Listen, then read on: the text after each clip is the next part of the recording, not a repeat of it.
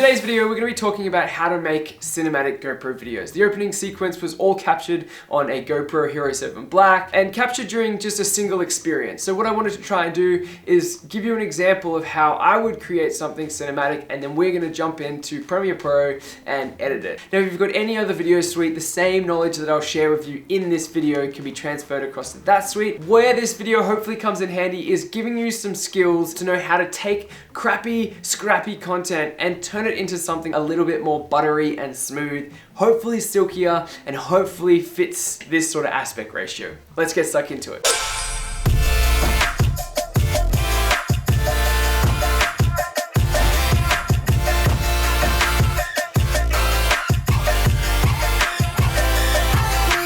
The definition of cinematic is relating to cinema, hence the often widely used black bars seen in many YouTube videos. The concept behind this is to change the aspect ratio from 16:9 or whatever it is to display a wider ratio often seen in movie theaters. 16:9 is one of the most common ratios used to capture consumer content and is also preset in most consumer cameras and video recorders, GoPro included. So one of the first things that you should be doing to replicate the wider view is to make sure your camera is set up in 16:9. At the bottom, when you switch the camera on, you can click and choose the resolution and frames per second in the top left. So bottom, then top left.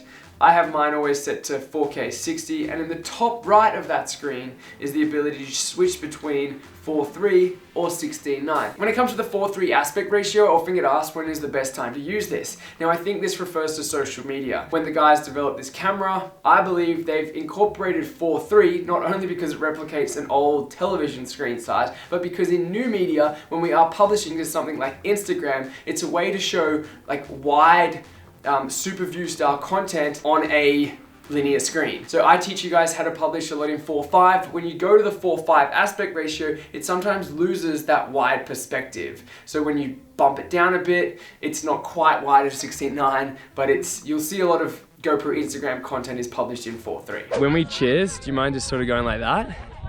Near the bottle? Yeah, just towards, just like, just slowly. Yeah, just slowly move the camera forward, yeah. Okay.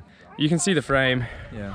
So I'll be here. What you just witnessed was some of my terrible directing skills. Essentially what I was trying to do was give some direction to a friend of mine who had the camera, who had never used a GoPro before. I'd set it up like this, just on the El Grande selfie stick, and just said, can you slowly move this forward? Alright. Let's do it. So, cheers, bro. Alright, we'll try it once more. Having the Hero 7 Black with Hyper Smooth on really makes no need to have a gimbal. If you don't have a Hero 7 Black, and if you have an older model and you are looking to create, smoother sequences, I recommend getting something like this. It's a really cheap, affordable gimbal.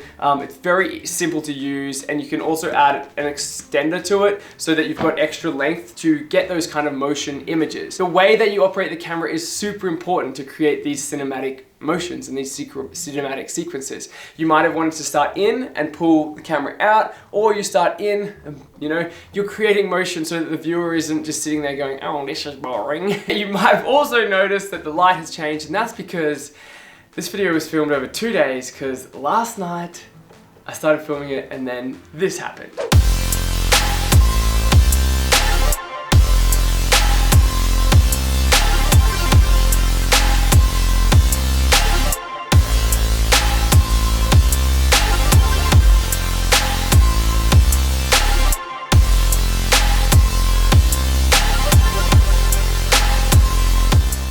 Notice in those sample clips, there was never a static image. It was always motion, whether the surfer was doing the cutback or whether the camera was like flying through with that time warp. On the topic of stability,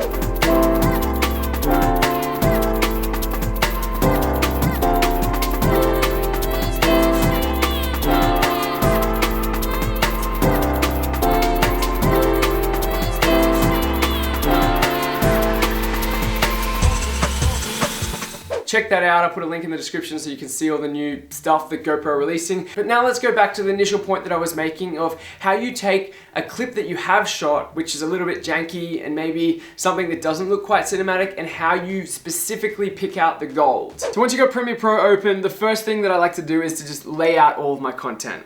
I've said that in numerous tutorials. It's super simple. Just lay out all of your content so that it is here on your timeline. Now the next thing that you're gonna do is take away the audio and then slow it down to 50% so you can see exactly what you're working with. As an editor, it's gonna make your life so much easier to find those gold nuggets. Then we go through each of our clips. There's about 10 clips here, and we find a sequence that we think works best. So have a look at this particular sequence. And yep.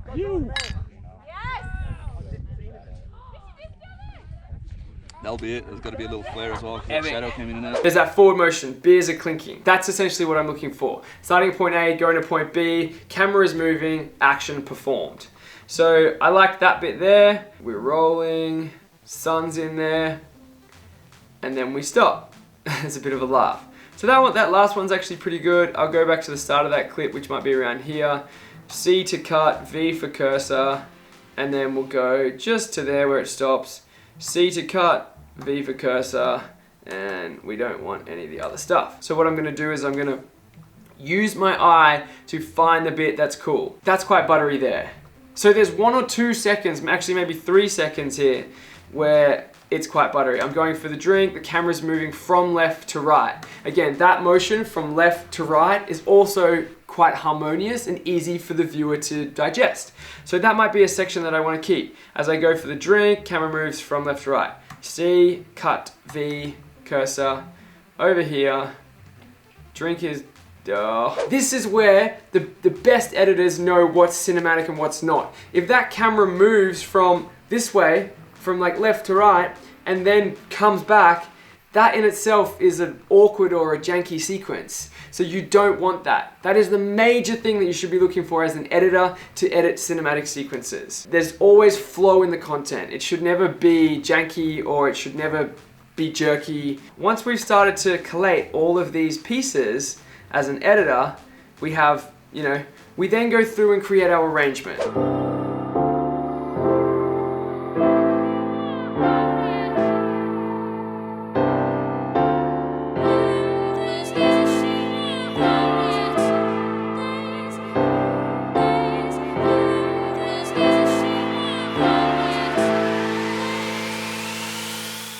Finding a track is super easy. Jump on Epidemic Sound, Music Bed, or Red Bull Sound Supply. All the links are in the description. I say this every editing tutorial. Best music libraries going around. Find a track. This one is nice and visceral. It's nice and cinematic in itself. I'm not using any sound design in this. I'm just focusing on the track because the track holds, a lot of energy itself. Notice here when I flick between big cinematic and just my original import, you'll see that screen size stretch. So it stretches out. It's essentially creating something a little bit more cinematic. To do this, all we have to do is go up to, so to do this, all we have to do is to go File, New, Sequence, and then in our sequence here, we're gonna go to Settings. Now, you'll see it's just custom sequence project already, but at the moment in video, it says frame size, 1080 by 1080. We're gonna change that to 3840 by 1920. And you'll notice at the vertical, it says 2:1. So that is creating a big 4K 2:1 aspect ratio.